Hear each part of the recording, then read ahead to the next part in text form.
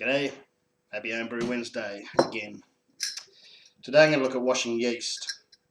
I use these Kilner jars, that's around 1 litre, and I use a couple of these other ones that are half a litre. You can use mason jars, just about anything that's like a preserving jar that you can boil to sanitise. I could maybe do with another one of these, so 3 or 4 little ones and one bigger one, but I get away with this. Now what you want to do is get a big pot. I just use my big brewing pot, so 19 litres. It easily fits these 3 jars in and enough water to cover them. There you can see the 3 jars covered in water, plenty of water. And you want to boil that for 15 minutes.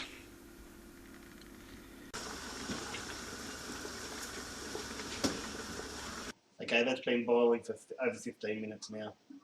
I've got sterilised equipment to use. It's a bit hard to show you while I'm filming.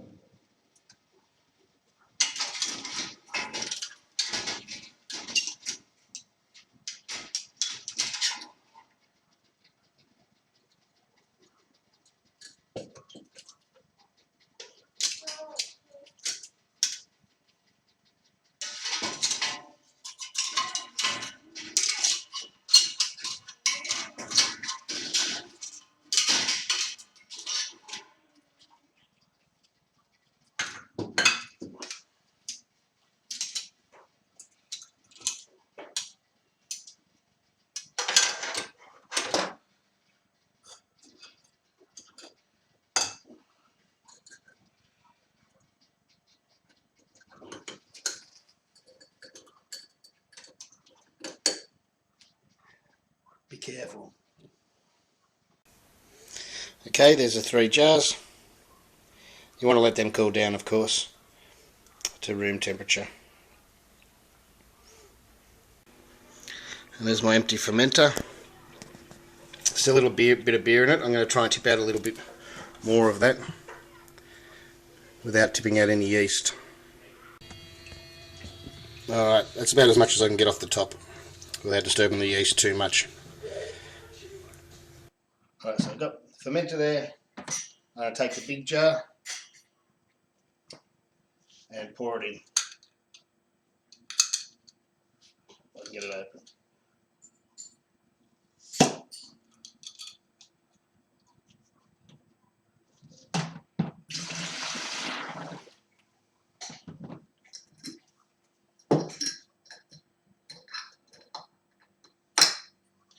Give that a stir.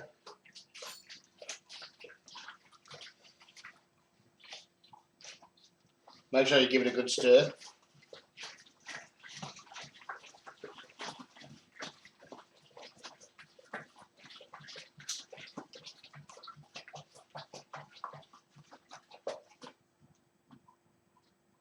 All the stuff's on.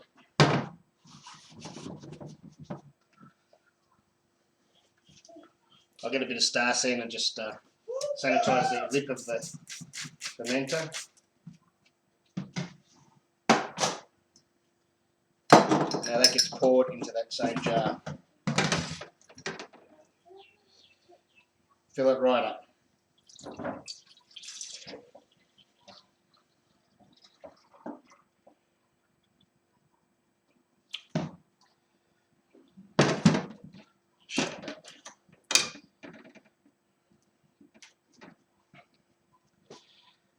Looks pretty gunky, doesn't it? But you let that settle. Let that settle. It can vary in your different brews how long it's going to take to settle. I usually stick it just under a tea towel so the light doesn't get to it. And check it every 20 minutes or half hour. You can see there it's starting to separate. Got some tube down the bottom there. That's all yeast. And the beer up the top. I like to leave it a little bit longer so you can pour more of the beer off. But we'll see how it goes. This one's taken a while, this dark beer. This is what I ended up with. I ended up having to leave it overnight. So I put it in the fridge with the other jars of water too. But you can see the tube on the bottom there. That's the yeast. And the old beer mixed with that water I put in the fermenter before. So we want to tip that top layer off. Everything's sanitized.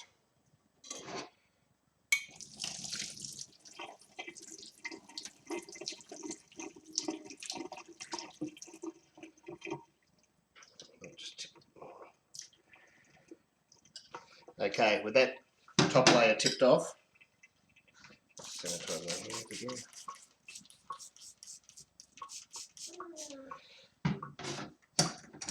you grab one of the other jars with the water and pour that in. Do that up straight away.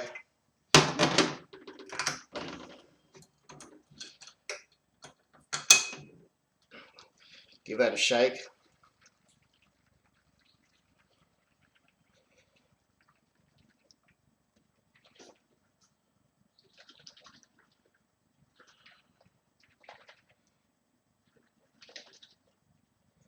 And we do the same thing. We let that settle.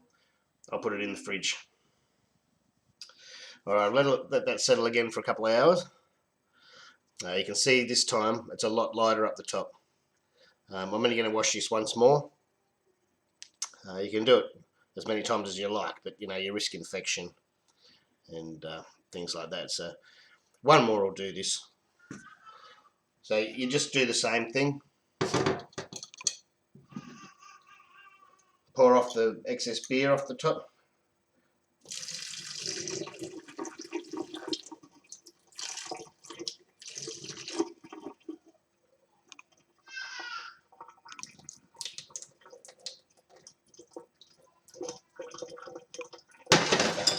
You grab your other jar of sanitized water.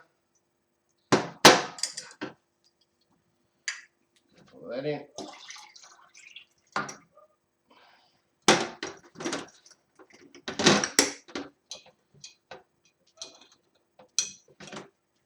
Give that a mix up.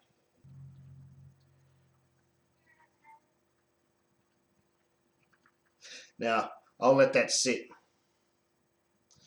for about another half an hour and we'll go from there. Alright, there we go. I don't know if you can see it properly. It's only been, I left it about 20 minutes is enough for this one.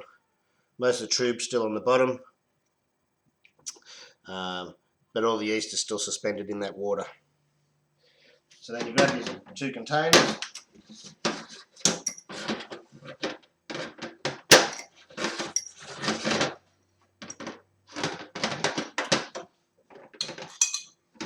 And you just top them up with this.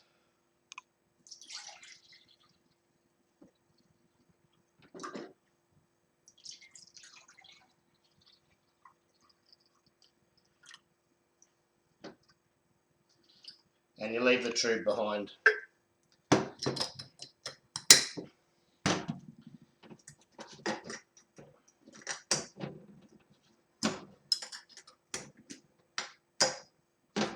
And that's it. You whack them in the fridge.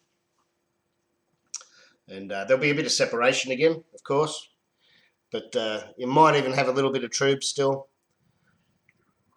But when you go on brew day, you can tip the water off. And you might mix it up a little bit to stir it up. Not too much because you don't want to disturb the tube on the bottom if there is any. And just tip some into your brew. There's plenty there.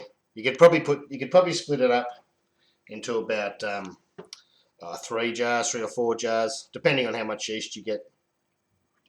You can wash it more if you like, as I said, or you can end up using this and then wash it and use it again. People say you can go up to 10 times. I don't like to risk it that much. I try to only use it a couple of times. Some people taste it before you put it in your beer. I haven't gone as far as tasting it yet, but you can smell it. Like if you go to pitch it into your beer and it smells horrible, of course you don't want to pitch it in. But that's it. That's all you got to do. This was a Sapphire US 05. It was. Um, the other thing too, even though we wash it, if you don't want to go to a lighter brew, if you've brewed a real heavy IPA or like this, a dark ale, you don't want to be throwing it into a light lager or something like that where you can pick up some flavours. But yeah, it's easy to do and it works and it saves money. And watch how long you keep it for. I only do keep mine for about a week or 2 weeks. If you're really clean and everything's sanitised, of course you should really be able to keep them for a long, long time. But it's very hard to get anything completely sanitised in your kitchen like this. So I keep them for a couple of weeks at the most. You can use them to make a starter, or I just pitch it straight in. I let it come to room temperature, and I might take it out of the fridge the night before I'm going to brew, and so you don't shock the yeast too much. Cheers. Catch you next week.